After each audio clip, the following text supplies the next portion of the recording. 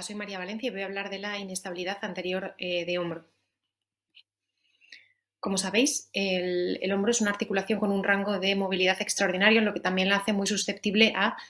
sufrir luxaciones. En el rango medio la cápsula está laxa y la congruencia articular se mantiene mediante la presión intraarticular negativa y el fenómeno de compresión concavidad que ocurre en esta articulación. Sin embargo, cuando se ejerce una fuerza, en este caso, en el de las luxaciones anteriores, una fuerza en una dirección anteroinferior, normalmente con el brazo en abducción y rotación externa, si esta fuerza es mayor que la resistencia que tienen las estructuras cápsulo-ligamentosas, vemos que puede ocurrir una luxación por el fracaso de estas estructuras. Como sabemos, los ligamentos glenohumerales son engrosamientos de la propia cápsula del hombro y en este caso vemos que tenemos un ligamento superior, un ligamento inferior y un ligamento medio. El ligamento inferior tendría una parte anterior y una parte posterior, que son las que normalmente reparamos o aplicamos cuando estamos haciendo una cirugía de Bankart. En cuanto a la clasificación, sabemos que la luxación puede ser traumática anterior unidireccional, también puede ser una inestabilidad anterior atraumática, que normalmente se debe a microtraumatismos repetitivos, y una inestabilidad multidireccional.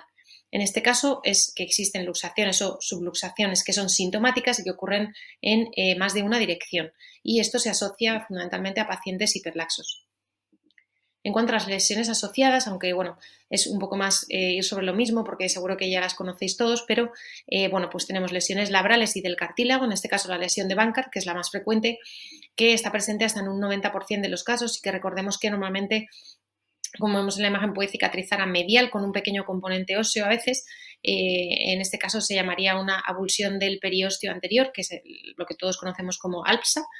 También podría haber una avulsión del ligamento glenohumeral, que en otros casos lo deberíamos buscar más en la inserción humeral y sería un Hagel, y una lesión labral articular de la glenoides que se llama GLAD. En cuanto a las lesiones óseas, sabemos que estas pueden ser bipolares. La más frecuente es una lesión de Hill-Sachs, que es un defecto, digamos, en la parte posterior superior del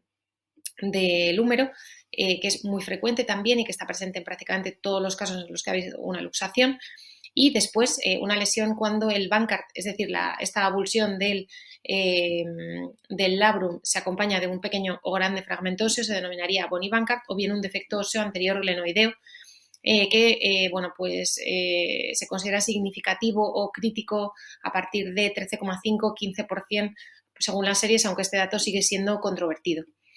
Con la suma de estas lesiones estableceríamos el glenoid tract, que nos permite realizar una indicación u otra para una de las técnicas quirúrgicas u otras. En cuanto al examen físico, todos sabemos que siempre debemos interrogar a nuestro paciente sobre el primer episodio de luxación, la edad, el mecanismo, el número de luxaciones, dominancia, actividad tanto deportiva como laboral, etcétera, para saber cuánto necesita ese brazo para la realización de sus actividades diarias. Debemos establecer un poco el rango de movilidad de ambos lados y si el paciente es hiperlaxo o no, lo cual lo podemos hacer mediante la escala de Beighton. En cuanto a la evaluación de la laxitud, esto lo hacemos mediante el Load and Shift Test o mediante el Drawer Test, también mediante el test de sulcus para la inestabilidad, que lo podemos hacer, para la hiperlaxitud, que lo podemos hacer tanto en neutro como en rotación externa de unos 30 grados, y el signo de Galle, que sería para la hiperabducción y que fundamentalmente estaría valorando la hiperlaxitud inferior. En cuanto a la inestabilidad, tenemos fundamentalmente el test de aprensión y recolocación, que se hacen en abducción y rotación externa, como ya sabéis. En cuanto a las pruebas de imagen, sabemos que en las radiografías simples debemos buscar si existe obviamente congruencia articular, si existe una lesión de Hill-Sachs o una lesión ósea glenoidea, aunque estas a veces pueden ser más difíciles de ver en una radiografía simple si no es una buena proyección anteroposterior. Para las partes blandas, es verdad que la artroresonancia magnética nos proporciona mucha más información porque además pues, nos permite ver lesiones condrales, nos permite ver lesiones pasta del manguito rotador en el caso de que existan, etcétera, pero pues no está exenta de un pequeño riesgo, ya que bueno, pues es un procedimiento invasivo con introducción de contraste. Entonces se puede reservar pues, para pacientes que realmente pensemos que les vamos a operar o cuando tengamos sospechas de algún tipo de lesión. Y si no, pues una resonancia. En algunos centros sí que consiguen realizar artrotac y artroresonancia pues en el mismo paciente utilizando el mismo contraste, pero para eso se necesita pues, una cierta coordinación y no está disponible en todos los centros. Entonces, si no, pues se puede obtener una artrorresonancia y un TAC en el caso de que tengamos lesiones óseas, o una resonancia simple si en nuestro centro pues no existen otras opciones. En cuanto a la medición del defecto glenoideo, sabemos que ha ido cobrando importancia en las últimas décadas y actualmente pues básicamente se hace mediante el método del mejor círculo. Como podéis ver en la imagen a la derecha, si suponemos que la parte inferior de la glenoides la consideramos un círculo, podemos estimando, digamos, el diámetro de lo que sería la glena nativa antes del defecto, podemos ver qué tanto por cien de defecto glenoideo tenemos. Sabemos que el defecto crítico a partir del cual deberíamos indicar una técnica de tope óseo es controvertido y estaría en torno al 13,5 o 15% según las series. En cuanto al tratamiento, sabemos que el tratamiento conservador es pues un cabestrillo durante variablemente entre 1 y 3 semanas. Es controvertido si la inmovilización en rotación externa o durante un mayor tiempo pues puede proporcionar mejores resultados.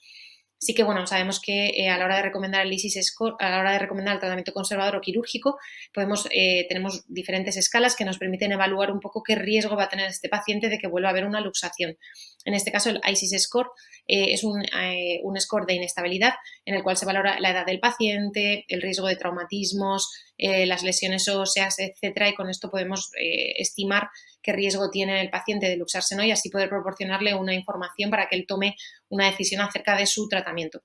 En cuanto al tratamiento quirúrgico, sabemos que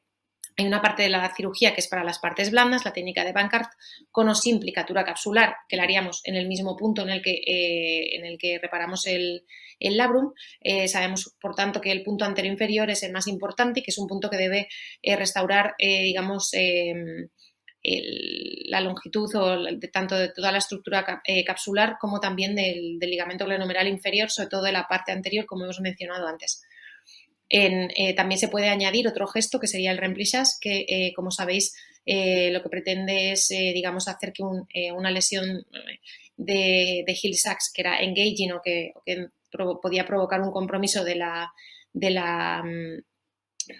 congruencia articular en el rango de movilidad extremo, pues nos permite evitar que esto ocurra. En cuanto a las técnicas de tope óseo que elegiríamos en aquellos pacientes en los cuales hay un defecto superior al defecto crítico o en pacientes que pues tengan un alto riesgo de luxación por el deporte, por la actividad que realicen, podemos también indicar este tipo de técnicas y habría la cirugía de la Target, que como sabéis es una transferencia de la coracoides del propio paciente a la parte anterior inferior de la glena y que se fijaría pues o bien con tornillos o bien más recientemente pues con suturas con un dispositivo tipo botón, o bien la cirugía de tope óseo en la cual utilizaríamos autoinjerto de cresta ilíaca o aloinjerto para evitar pues tener que tomar esta porción de la coracoides. Sin embargo, parece que en la Target pues tendría un triple efecto porque aparte de que nosotros estamos colocando la pastilla ósea, como sabéis, en la punta de la coracoides tenemos unido el tendón conjunto, lo que nos permite aportar también esta estabilidad proporcionada por estas partes blandas. En cuanto a los resultados, sabemos que la cirugía de Bankart tiene un éxito altísimo, sobre todo cuando elegimos bien al paciente, y tiene un 7% de reluxación, pero hay algunas series, lógicamente, que reportan unos datos muchísimo peores para la cirugía de Bankart. Lo mismo ocurre con la cirugía de tope óseo. Hay tantas publicaciones que los resultados son variables, pero sabemos que en general los resultados son buenos. Es verdad que depende de la serie y depende del tipo de paciente para el que lo usemos. Si es un paciente que ya ha tenido una cirugía previa y que es un paciente pues, con algún factor de riesgo extraordinario, es más probable que el riesgo de reluxación sea más alto. Pero que sea recidivante es algo excepcional también en este tipo de pacientes. Sin embargo, sabemos que tanto en los pacientes de una técnica o de otra, o incluso en pacientes con inestabilidad anterior en los que no ha habido ninguna cirugía, podemos encontrar hasta en un 30% de los casos una artrosis, que es una artrosis específica asociada a la inestabilidad, que probablemente se deba al daño condral a la salida de la cabeza y la entrada de la cabeza, pero que también pues está asociada a cirugías de repetición, utilización de implantes muy mediales en la glenoides o a erosión que se puede producir en la glena en la cabeza humeral, al colocar el tope óseo en una posición, por ejemplo, adelantada, o en el caso de que los tornillos provoquen algún roce en la articulación, etcétera. Por lo tanto, podríamos decir que es multifactorial, pero sí que puede condicionar la presencia de dolor en este tipo de pacientes jóvenes. Muchas gracias.